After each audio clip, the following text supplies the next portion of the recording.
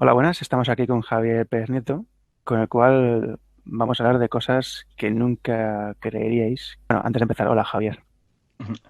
Hola Iván, ¿qué tal? Bien, muy contento de hablar contigo, porque siempre que hablamos sacamos cosas interesantes o aprendo cosas interesantes o me refutas algo que yo que tenía como algo inamovible. Bueno, en la duda está la inteligencia. Cierto, cierto. De hecho, yo ya cada vez dudo de todo. Pero bueno, eso no sé si tiene más que ver por el mundo en el caótico en el que vivimos o porque realmente veo que todo cae por su peso. Y bueno, ¿cómo, antes de que expliques tus 3.000 horas de Ouija, ¿cómo entraste en contacto con la Ouija por primera vez? Pues quizás fuera primeramente en un ejercicio de rebeldía, ¿no? Aquello de lo prohibido, como estaba prohibido, el tema me sedujo.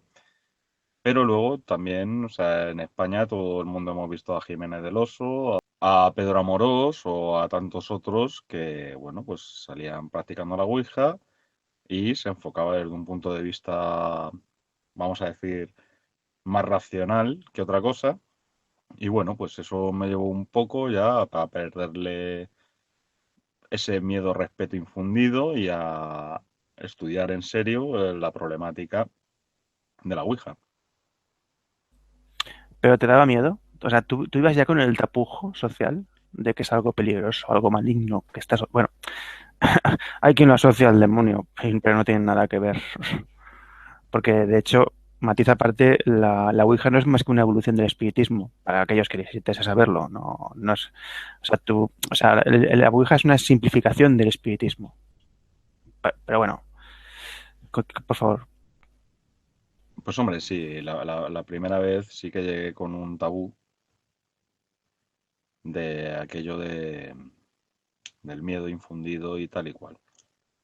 Pero bueno, dicho sea que yo cuando tuve mi primera experiencia con la Ouija estaba rodeada de gente experta en esas lides y bueno, pues dada la atmósfera imperante y el momento psicológico y la preparación del individuo, pues no fue una experiencia para nada traumática, sino que además me alentó a seguir investigando sobre este tema. ¿Sabes por qué te digo esto, no? Porque anteriormente, cuando hablamos de esto, sacaron a relucir el caso Vallecas, para variar. Que creo que todo el mundo conoce ese caso, pero por si alguien no lo conoce, es una niña de Vallecas que haciendo una sesión de Ouija en el colegio hubo un pequeño incidente y supuestamente absorbió un ente malvado, supuestamente. Luego esa niña en su casa pues tuvo una, digamos, fenomenología poltergeist y luego pues murió. Y después de su muerte aún siguieron habiendo pequeña actividad en casa con sus padres. Pero bueno, si quiere añadir algo Javier sobre lo que he dicho para concretar o... No, bueno, o sea, pues en síntesis eso es lo que ha acontecido en el caso Vallecas. Lo que pasa que hay cosas que decirlas así, o sea, soltar un escopetazo es incluso hasta contraproducente, ¿no? Porque podemos hablar de la sugestión, del momento psicológico, de que Vallecas es o ha sido, porque ahora, bueno, está absorbida y ha tenido un ensanche, vamos a decir, nunca mejor dicho. A los que seáis de Vallecas, un saludo, ya me conocéis, estoy por allí muchas veces. Eh, y bueno, pues como barriada obrera, pues es unas situaciones duras. Hay también en la época cierto fervor religioso.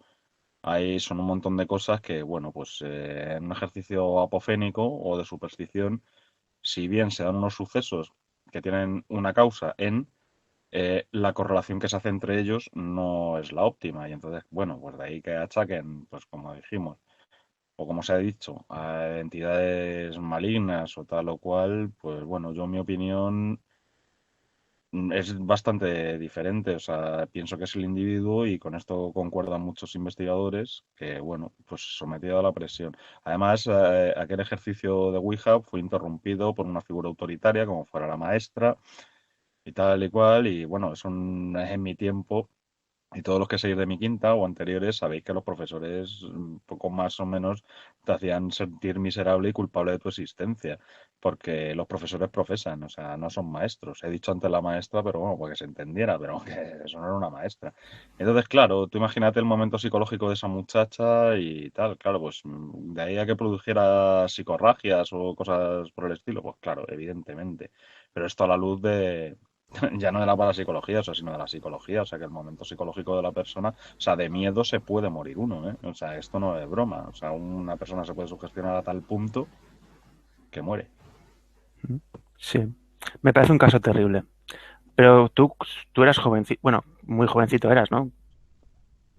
Tendrías, yo supongo, mucho 18 cuando tuviste. No, a ver, el caso Vallecas fue cuando en el 94, 96, Sí, por principios de los 90, 92 aproximadamente, creo. 92, pues si fue en el 92 tenía yo 12 añitos. No, no, pero me refería que cuando entraste en contacto con la Ouija por primera vez. Pues yo entré en contacto con la Ouija por primera vez, pues dialogando con unas personas que se dedicaban a ello y dije, oye, pues mira, a mí me interesa el tema. Digo, si vosotros sabéis y tal, pues enseñadme. O sea, yo es que cuando no sé una cosa pregunto. ¿Sabes? Luego parece que digo gilipolleces o tonterías y tal y cual. No, no, pero están fundadas y tienen un basamento de estudio a las espaldas brutal. Claro. Y bueno, en todo este tiempo, ¿qué has sacado en claro de la Ouija? Pues básicamente lo que he dicho antes, que yo, por ejemplo, por mi parte, descarto la intervención de ninguna entidad externa a, a los propios participantes.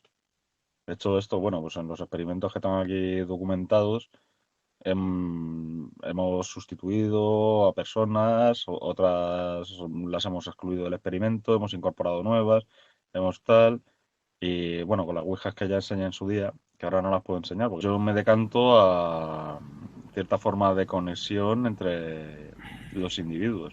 Y es una conexión pues que no obedece al lenguaje en ninguna de sus facetas, tanto corporal como verbal, y bueno, pues eso habrá que estudiarlo, quien lo tenga que estudiar, porque yo no, a ver, yo con los experimentos Ouija no quiero ser ni un iluminado, ni un esoterista, ni un tal. Es una cosa que a mí me llama la curiosidad.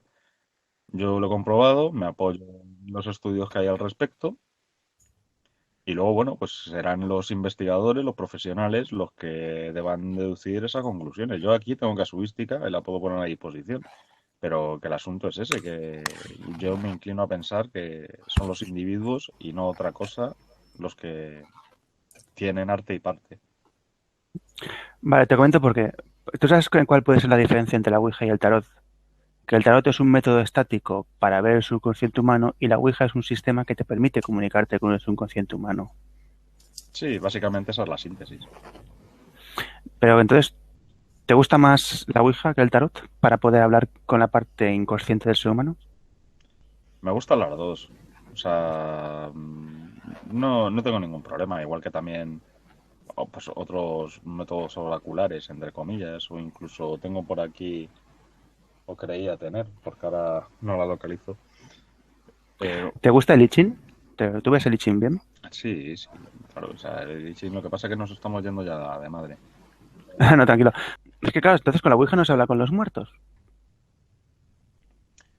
Yo no digo que no se pueda, quizás sí, pero yo por mi experiencia, o sea, descarto esa posibilidad. Yo por mi experiencia, en mi ignorancia, descarto esa posibilidad.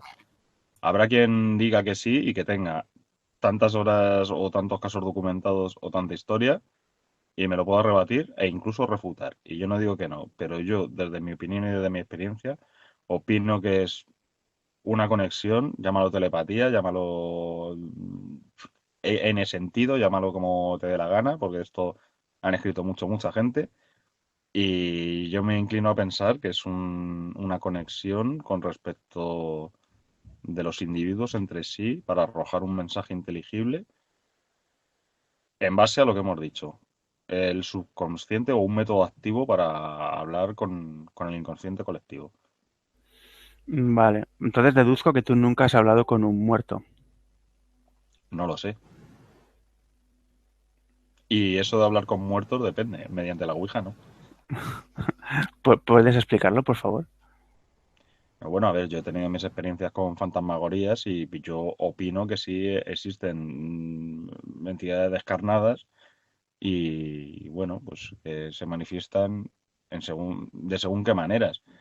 Y bueno, pues a mí me ha acontecido un hecho, que ahora no viene al caso, pero que yo estoy plenamente convencido de ello. Y puedo estar equivocado, pero yo estoy plenamente convencido. Lo que sí que con la Ouija y bajo luz y taquígrafos, pues no se ha dado, no ha habido veces que sí, que se han presentado mensajes como provenientes de, en principio, entidades descarnadas, pero que luego, a la hora de corroborarse las informaciones, pues no eran corroborables. O sea, es decir, lo que arrojaba el tablero no aconteció en la realidad, vamos a decir. Mm. Yo, a ver, creo que tu punto de vista es el correcto, que la más de las veces se produce una comunicación con el subconsciente de los que están ahí, haciendo una especie de circuito realmente, ¿sabes? Pero yo es lo que deduzco. Y antes de cambiar de tema, ¿qué es lo más raro que has visto en una sesión de Ouija? Lo más raro, bueno, es que habría que definir raro primero. Un perro verde. Bueno, existen perros verdes, ¿eh? De hecho, hay una variedad de perro que lo percibimos como negro, pero su pelaje realmente es verde. El asunto es que, vamos a ver, o sea, si por raro nos referimos a fenomenología paranormal, la he visto. O sea, eso no hay problema. Pero no entra dentro de lo raro, porque eran cosas que estaban contempladas que podían suceder. O incluso, por ejemplo, las descargas de las baterías de los equipos de grabación. Así, de forma, pum, isofacta, todas a la vez, tener que ir a comprar pilas para las grabadoras, tener que cargar la batería para las cámaras de vídeo, que para mi desgracia yo no poseía una y quien tenga los originales, por favor, que los remasterice y me los mande porque es una prueba de apoyo grande. Entonces, pues eso ha pasado, descenso de temperatura, manifestaciones, yo qué sé, parafónicas, como puedan ser raps o puedan ser otra suerte de fenómenos. He visto salir, o sea, no salir disparado, ¿no? Pero sí moverse un máster de acero, sin que nadie lo estuviera tocando, o cosas así. Bueno, pues eso se da, pero yo entiendo que los individuos participantes en el experimento bien pudieran ser la causa de aquello. No lo achaco a entidades y vuelvo a reiterar, me puedo equivocar. Si yo no estoy aquí ni para desvelar verdades últimas ni absolutas. Pero la cuestión es que eso se da, claro. No, hombre, 3.000 horas de Ouija son muy interesantes. Pues habrás visto. Pero tampoco es tanto, ¿eh? O sea, para ser, por ejemplo, para dominar una materia necesitas de 10.000 horas. O sea, yo solo he llegado a un tercio y esto es esporádicamente y a lo largo de, por ejemplo, 10 años. O sea, si te pones a echar cuentas, resulta que es una nimiedad. Lo que pasa que, bueno, pues me dio por ahí en su día y, bueno, pues lo seguí investigando. ¿Mm? Vale. Ahora, la siguiente cosa que te voy a comentar es algo que hemos hablado antes, que más, porque tú recientemente has hecho un vídeo donde explicas el pentagrama y las funciones clásicas de los dioses que están muy relacionadas con la alquimia, pero también es una extrapolación a las facetas humanas. Y, y claro, me ha sorprendido que has llegado a la conclusión de que todo se transforma en plomo. Y eso es una cosa que me ha llamado bastante la atención. ¿Por qué Bueno, todo se transforma en plomo? o sea, vamos a ver. Eso no ha sido así. Lo que ha sido es que estábamos hablando de los elementos alquímicos y yo te he dicho que, por ejemplo, en la antigua Grecia, por ejemplo, Cronos o Saturno para los latinos estaba asociado al plomo. Esto cualquiera que sepa un poco de alquimia o sepa tal, lo sabe, lo conoce. ¿Qué sucede? Que si uno lee un tratado, por ejemplo, sobre la entropía, sabe que en un momento de fuerte entropía o en la entropía absoluta la materia antes de diluirse y tal, y bla, bla, bla, bla, bla, bla.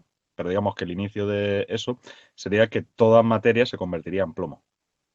Esto es así, o sea, esto yo no me lo invento, o sea, busquen por ahí o incluso, pues, fíjate lo que te voy a decir, creo que incluso puede salir hasta en Wikipedia.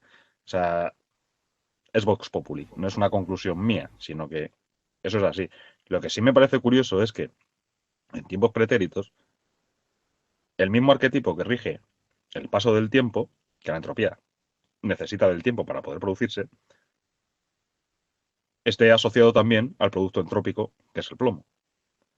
Entonces, pues bueno, ahí la cosa. Esto no me lleva a ninguna conclusión, pero me abre una pregunta, o sea, se me abre una pregunta, una duda razonable de cómo en la antigüedad estas personas asociaban arquetipos e ideas a hechos concretos y reales que, bueno, a nuestro entender no tenían una metodología, bueno, que no como la nuestra, ni nuestros instrumentos ni tal, pero sí que llegaban a unas conclusiones razonablemente similares a las que a día de hoy llegamos nosotros midiendo de facto el fenómeno concreto. Yo siempre, bueno, hay quien defiende que es un conocimiento heredado, pero bueno, eso es discutible. Lo que pasa es que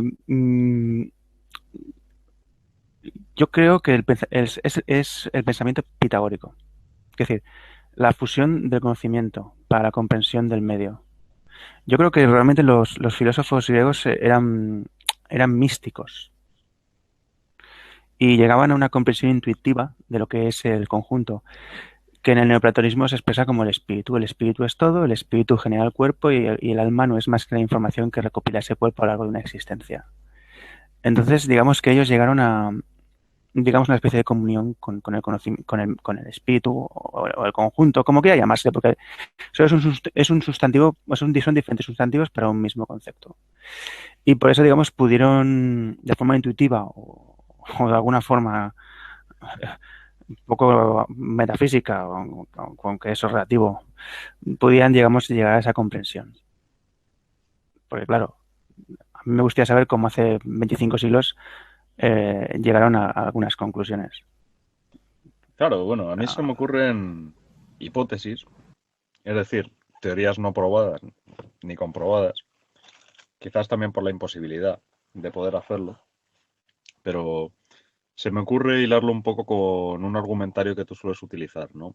Que es no la cuna de la civilización, ¿no? Sino la última de las civilizaciones como tales, ¿no? Entonces, ¿qué hubiera pasado si esos conocimientos fueran vestigios de unas civilizaciones anteriores que hubieran podido desarrollar ese conocimiento y a través del mito se hubiera conservado ese saber? Pues yo no lo sé. Pero si tenemos en cuenta que solo llegamos hasta hace 10.000 años escasos, en cuestiones, vamos a decir, relativamente exactas, ¿no? Aquello del diluvio, o sea, ahí en la franja de los 10.000 años ya, entre 10.000 12.000 ya empezamos a hacer aguas. Que el planeta puede considerarse un organismo dinámico, ¿no? Por sus fluctuaciones, sus cataclismos, sus cosas, y que probablemente si hubiera habido una civilización así, tal y cual, ahora podría estar no sepultada bajo las aguas, sino saliendo en forma de magma por la boca de un volcán, ¿sabes? O sea, por estos procesos que en la Tierra se dan, o tal o cual. O sea, tenemos una imposibilidad de medios que nos hacen construir una historia que en ningún modo nunca va a ser verdadera ni va a tener un grado de certidumbre, dentro de su certidumbre, completo. O sea, siempre habrá lagunas, agujeros y cosas que no podamos comprender precisamente por la imposibilidad de. Entonces, pues bueno, a mí se me ocurre que quizás, bueno, podría ser un conocimiento heredado. Sí, se podría justificar así. Bueno, sí, se podría. Ahora habría que comprobarlo. Y esa es la imposibilidad que tenemos. A ¿Por ver, qué? Yo no puedo, vamos, no yo, o sea, nuestra especie, o sea, no puede mandar un batiscafo al fondo de la última fosa del mundo a ver si allí hay una construcción o no sé qué. Pues no, y probablemente a tales presiones y a tales tal, aquello pues sea un montón de piedras y no ya otra piedra diferente de lo que antaño fue. No lo sé, o sea, es complejo y eso es un problema que, bueno, que cuando estudias te enfrentas a él. Hombre, pero mira, lo que sí podemos hacer es comprobar las pruebas que nos han dejado, que están aún. Tú has llegado a estar en excavaciones, ¿no? Que tú has llegado a ir a yacimientos. O sea, Sí. esto te lo digo porque, por ejemplo, hay pruebas circunstanciales, como son la ciudad de Turquía de Valtepe, y otra que me gusta mucho que es el Homo forensis. O sea, una ciudad que está donde tenía que estar el paraíso de los judíos, bueno, el jardín de Edén, para entendernos bien. Y eso es, por un lado, una construcción que se supone que no tenía que existir, porque no existía ninguna civilización que la construyera. Y por otro lado tenemos un homínido que no tenía que existir y que supuestamente hacía una serie de cosas que tampoco podía hacer si supuestamente existía en ese marco histórico. Son dos pruebas circunstanciales de que han habido otros homínidos y de que han habido otras civilizaciones. Lo que pasa es que la ciencia actual, o antropología, o arqueología actual, no quiere ni tocarlo. Pero, Bueno, perdona. Sí, y te iba a continúa. decir también una cosa que me parece muy curiosa, que es el Mahanata, que es el texto más antiguo del mundo. Hay un fragmento que tú supongo que conocerás, que es muy parecido al de la Estrella de la Muerte, porque lo cuentan casi calcado, de introducirse dentro de la nave y volarla desde dentro. Y yo dije, ¿y esto se ha escrito hace 10.000 años? Sí, bueno, a ver, todos sabemos que América no es España y que en América hacen las cosas relativamente bien a la hora de dar difusión a según qué aspectos. No obstante, te iba a decir que voy a romper una lanza en favor de la ciencia, como siempre hago, aunque se piense que no. Pero sí, hijos míos, todo esto va de ciencia, que ciencia al fin y al cabo es conocimiento. Podemos criticar lo académico, podemos criticar un montón de cosas. Y lo que comúnmente entendemos como ciencia no deja de ser una doxología, o sea, una superstición realmente de gente que se cree científica y que no lo es y que no lo va a ser, ¿no? Porque primero, para ser científico tienes que generar conocimiento y eso no sucede muy a menudo. ¿Qué ocurre? Que si tenemos en cuenta que ha habido, como decía yo antes, un montón de humanidades pretéritas que han cohabitado juntas, que esta es otra, por ejemplo, neandertales, tal, hombres modernos, tal, Cromañón ardental. claro. Entonces, claro. Luego, los movimientos propios, las convulsiones del planeta como organismo dinámico. Que esto no lo digo yo, que esto sale, por ejemplo, en la serie Cosmos, ¿no? Porque ya dirán, no, es que te dice organismo dinámico. Bueno, pues ustedes vayan a la serie Cosmos y a ver si lo que dice Carl Sagan y lo que dice luego su sucesor tiene, es rebatible, ¿no? Por estos mismos doxólogos, no de la ciencia. No sé, o sea, yo veo que puede haber una imposibilidad de comprobación. Pues, por ejemplo, hace 10.000 años, o sea, ¿por qué no llegamos a más de 10.000 años? Pues, de primero, para empezar, porque las batimétricas continentales subieron 200 metros. Entonces, todo lo que hubiera de 200 metros hasta más o menos 195, o sea, perdón, sería hasta 5 metros, ¿no? O sea, una diferencia de 195 metros, aquello ha sido engullido por las aguas, ha sufrido terremotos, ha sufrido sedimentación, ha sufrido tal. Y ahora nosotros queremos llegar allí y hacer una fotografía y decir, "Eh, pues aquí no hay nada. Y aquí se supone que estaba Heliópolis, que luego, bueno, aparece, ¿no? Pero, ¿no? Entonces no podemos decir, es que no ha sido porque tal, pero es que tampoco hay que caer en la falacia a la ignorancia, ¿no? Una falacia a la ignorancia es decir, va, como no hay pruebas que lo nieguen, pues entonces es que es. No, hombre, tendremos que decir que no lo sabemos. Y entonces, por eso yo hablo de hipótesis como teoría no comprobada, pero es que porque no se puede comprobar, o sea, y esto ya entra en el ámbito de la creencia. Yo puedo creerlo, pues, y usted no tiene por qué juzgarme por lo que yo crea, ¿no? Ahí está la Carta de Derechos Humanos. Pero bueno, ahí estamos. Hombre, es que a mí me hace gracia que muchos supuestos mitos del mundo antiguo, pues hacen, bueno, no voy a poner el ejemplo que todo el pone, es que me hace siempre se usa el ejemplo de los bimanas, pero no voy a usarlo. Pero vamos a ver, si tú vas a un sitio donde supuestamente se supone que había una ciudad que es un mito, que es un cuento. Y resulta que cientos de años después excavan y encuentran la mítica ciudad de Troya, que se suponía que era un cuento. A ver, entonces ya no era, ya aquí hay algo que no cuadraba.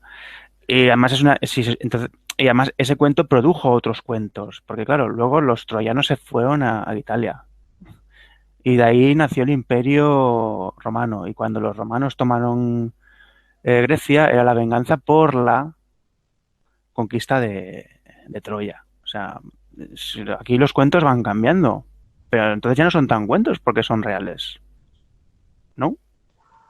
Es que, vamos a ver, eh, has puesto el mejor de los ejemplos, que es la ciudad de Troya y todo lo que hay detrás de su descubrimiento. Bueno, vamos a ver, hay que tener en cuenta, y ahora voy a decir una cosa que a la gente se va a tirar de los pelos, ¿no? Pero los seres humanos somos así, o sea, somos así de idiotas, o sea, somos, o sea, cualquier cosa que o tambalee un poco o haga temblar o cuestionarnos nuestras creencias y convicciones, pues nos asusta, ¿no? Y ahí el asunto de que estos doxólogos, ¿no? Pues siempre sean los que hayan quemado a gente en Bueno, eso lo hacía la Inquisición, pero primero eran juzgados por sus iguales. O sea, es decir, por ejemplo, Giordano Bruno fue quemado por la Inquisición porque fue denunciado por otros científicos como él de su época, ¿eh? Y le condenaron a la peor de los suplicios. Entonces, la Inquisición, como brazo ejecutor, cumplió su función, que era ejecutar. O sea, no era otra cosa, ¿no? Pues, pero estaban sometidos a tribunales populares. Y entonces, ¿qué pasa? Que con esto de la doxología, o estos doxólogos, no se tiene en cuenta un montón de cosas, de creencias irracionales, sobre las que esa supuesta ciencia que pretenden defender se basa. Por ejemplo, el cisma que produce las corrientes masónicas con respecto de la ciencia y religión, y en las que, pasándose por el culo ampliamente aquello que preconizaban, por ejemplo, si nos vamos al platonismo o al neoplatonismo o al pitagorismo o a culturas anteriores, las edades del hombre, en las que se entiende que estamos en la peor de las edades, por ejemplo, un símil con el Kali Yuga o tal o cual, aquello, todo eso lo desechan y lo invierten. O sea, es decir, cualquier persona o civilización anterior a la propia que ocasiona el cisma, pues eran primitivos, que no tenían ningún tipo de conocimiento, ni bli blu ble. ¿Sabes qué otro ejemplo es eternamente ilustrativo? Y lo va a seguir siendo. Las pirámides de Egipto. Según los doxólogos, que no tienen ni idea de arquitectura, que no tienen ni idea de astronomía, que no tienen ni idea de nada, sino que son o bien egiptólogos, que a saber qué es eso, o bien arqueólogos, además, tú fíjate, o sea, estos doxólogos, y fíjate lo que estoy diciendo, doxólogos, cuando quieren denostar algo, le ponen el prefijo logos, ¿no? O sea, la psicología no es una ciencia, ¿por qué? Porque es psicología, si no sería psiconomía, ¿no? Como astronomía. O tal, pues bueno, pues estos doxólogos, que son arqueólogos o que son egiptólogos, o tal, que no tienen conocimientos o no se mueven dentro de un campo pluridisciplinar, pues bueno, pues tienen el problema de decir, bueno, es que los egipcios no tenían poleas. A ver, uno coge un mapa, un plano, perdón, que he dicho mapa, un plano de una pirámide y va a haber tornos y va a haber poleas que hacen bajar las piedras, que sellan los conductos, pero encima tienen la desfachatez de decir, no, es que no conocía la polea. Bueno, ¿y esto qué es? ¿Esto que hay aquí qué es? O no conocían esto, no conocían lo otro. Bueno, que tú no sepas o que me quieras contar un cuento chino, no significa que aquello no sucediera. Evidentemente, tampoco digo que bajaran los marcianos, que como hipótesis puede ser, pero sí que se pueden comprobar otro cierto tipo de cosas, como por ejemplo la antigüedad de las pirámides y como que según la versión oficial, doxológica, pues no se sostiene. O sea, porque si no tenían herramientas, no tenían conocimientos y no tenían, pues las pirámides, el problema que tiene es que están, que no se pueden negar. Son evidentes, ocupan un gran espacio. No, pero es la mentalidad clásica, no quieren ni tocarlo. Pero bueno, el tiempo, valga la ironía, pone a todo en su lugar, más tarde o más temprano. Fíjate cómo los conceptos que se defendían hace 200 años fueron totalmente refutados. Newton era intocable hasta que llegó Einstein. Y Einstein también está cayendo porque los nuevos científicos están, digamos, indagando en la nueva física. Bueno, en los nuevos aspectos de la física que no se podían conocer porque no teníamos la tecnología. Y dentro de 500 años se retirarán del espacio diciendo cómo es posible que estos cenutrios, con el conocimiento que tenían, no pudieran saber cómo se construyeron las pirámides si ellos mismos tenían la tecnología para hacerlas. Pero claro, es lo que tiene la perspectiva de mente. Un ejemplo, a mí hay un ejemplo que me gusta mucho que es Leonardo da Vinci. O sea, Leonardo da Vinci en el siglo XVI se le ocurrió construir máquinas voladoras, cuando a ninguno de sus contemporáneos nunca se le hubiera planteado hacer una máquina voladora. Bueno, yo supongo, hay, vamos a ver, Filón de Alejandría o anteriores ya plantearon esto y de hecho se especula que aparte de su cabecita privilegiada, que yo opino que sí, Leonardo da Vinci también estaba acompañado de legajos y de ciertas cosas que él, pues bueno, Hombre, intentaba algo desarrollar. algo aprendería de sus maestros, digo yo. Claro, el señor pues intentaba desarrollar en su haber, o sea que ni tanto ni tan calvo, ¿no? Pero fíjate, no es que Newton fuera inamovible ni que Einstein sea inamovible. O sea, a ver, yo te puedo decir por qué eh, Newton no aplica en según qué casos. Y también te puedo decir por qué Einstein no aplica en según qué casos. Y te puedo decir por qué la teoría del Big Bang per se y basada en la teoría de la relatividad, me da igual, la especial o la general, tampoco funciona. Porque hay que tirar mano del planteamiento inflacionista y tal y cual, que lo que hace es suprimir toda curvatura en el universo, o sea, hacer un universo plano, bidimensional, para que aquello funcione y justifique el Big Bang. No sé, o sea, son un montón de cosas, pero sí que es cierto que tanto Newton como Einstein o como tal, sí que encontraron una serie de principios que aplican dentro de un campo en una concreción. Vale, ahora, lo contrario, esta doxología de estos que además se suelen denominar escépticos o cosas peores como ateos, sin siquiera saber, y que denostan la filosofía, cuando el ateísmo no deja de ser un movimiento filosófico. Bueno, pues ahí está el asunto, ¿sabes? Que es todo hablar desde la doxa y desde dos puntos que a mí me parecen cruciales. El primero es desde la ignorancia, o sea, porque ni son científicos, ni lo van a ser, por mucho que se empeñen, por muchas carreras que hayan sacado, pero no han generado conocimiento ninguno. Y segundo, pues desde la prédica de la fe del nuevo converso. O sea, yo me doy cuenta cuando veo en YouTube, por ejemplo, pues esto, a dos mataos, que uno podemos denominar creyente y otro no creyente, o ateo, o pseudoescéptico, o doxólogo, o como le venga bien en llamarse, y cómo se enzarzan entre los dos, que si uno tiene dogmas, que si el otro no, y están incurriendo los dos en el mismo error. O sea, sus conocimientos actuales pasan por consultar Internet. Ellos no tienen ni idea siquiera de lo que están hablando. Dicen, no, es que yo he visto en Internet que la ley de Hostia. Newton dice esto, sí, pero usted ha hecho los cálculos como he hecho yo, por ejemplo. O sea, usted sabe, usted puede decir por qué aplica la ley de Newton. No, pero yo digo lo que me han dicho. Bueno, pues eres tan borrego como el otro. Joder, sí que Cuando, es así de cuando me has fácil. dicho eso, pensaba que estabas hablando de Prat Chopra y el autor del gen egoísta, que tuvieron Sí, un... Dawkins, es que Dawkins ha hecho mucho daño y Dawkins intentó destruir a Dios con el gen egoísta y al final lo acabó confirmando. Esto es un hecho. No, pero Luego se Dawkins dio el la problema que ilusión de tiene... Dios incurriendo en los mismos errores que achaca pues a sus congéneres. Tanto es así que dijeron, Dawkins, ¿tú quieres debatir realmente con un sacerdote, con teólogos y tal y cual sobre Dios? Y el hombre accedió. ¿Y qué pasó? Empate técnico. ¿Por qué?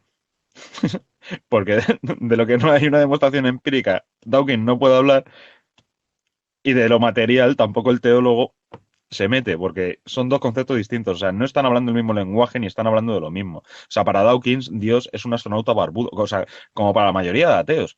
Dice, no, es que el Dios de la Biblia es un Dios cabrón. Ya, bueno, pero a ver, ¿usted sabe qué significa Dios? Porque a lo mejor usted está hablando con un fanático y está perdiendo la perspectiva de lo que es Dios. O el concepto de Dios, el Theos Tonteon, el principio rector del universo, que usted a lo mejor lo llama Big Bang, o a lo mejor es lo anterior al Big Bang. ¿No? Porque si, a ver, si el Big Bang dice que toda la energía y toda la cosa estaba concentrada en un punto que era inferior al diámetro de un átomo y tal, y que aquello vibraba porque tenía temperatura. Pero, ¿cómo que vibraba? O sea, si vibraba tenía que haber espacio para que pudiera moverse y tendría que haber tiempo. Ahora aquí, ahora aquí, ahora aquí, ahora aquí, ahora aquí, ahora aquí. O sea, el tiempo no se genera a partir del Big Bang, o sea, tiene que haber un tiempo anterior a esto, ¿no? Esto podemos hablar de Penrose y podemos hablar de un montón de científicos que sí se toman en serio las cosas y lo hacen, pero para que usted me va a contar a mí el Big Bang, a contarme que Dios creó el universo, si es que es lo mismo, o sea, usted sustituye al azar por Dios y tiene una explicación a todas las teorías científicas que se basen en aquello. No, es que las mutaciones son por azar. No, hombre, por azar no. O sea, existen unas cosas como, por ejemplo, la epigenética, que son los factores ambientales, la alimentación, tal o cual, que producen las mutaciones. Pero no me diga usted que es porque Dios lo quiere. Porque eso no se lo cree nadie. Vamos, de hecho, la teoría de Darwin, o sea, fue invalidada 20 años después de su muerte, porque no tenía ni pie ni cabeza. Y que había sido vamos, un instrumento de propaganda, bueno, para el pensamiento que he dicho antes, esa corriente ideológica humanista vía masonería, que no digo que los masones sean malos, sino que esto es un hecho empírico, o sea, esto es la historia. Y bueno, pues allá fue. Porque ¿qué era Darwin? Darwin era un teólogo converso, o sea, dijeron, bueno, pues mirar, aquí tienen ustedes a un religioso que ahora es científico, y le vino muy bien para meter el rollo para el cisma de ciencia-religión, ciencia-religión. Pues sí, de hecho es una pena que se siga enseñando la teoría como válida. Pero bueno, tenemos que concluir. Para concluir, No, no vamos a concluir, si es que es una teoría maltusiana y muy nociva. ¿Por qué? bueno, yo te Bueno, iba a decir que Einstein creía que este universo, que el Big Bang de este universo eran los restos de otro universo que produjeron este. Por eso había tiempo y espacio anterior. Pero bueno, es que Einstein también, entender su mente es jodido.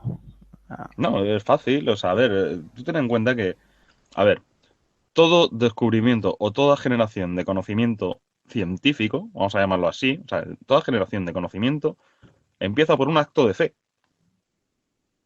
Es lo que yo pienso, lo que yo creo. Y ahora voy y lo corroboro.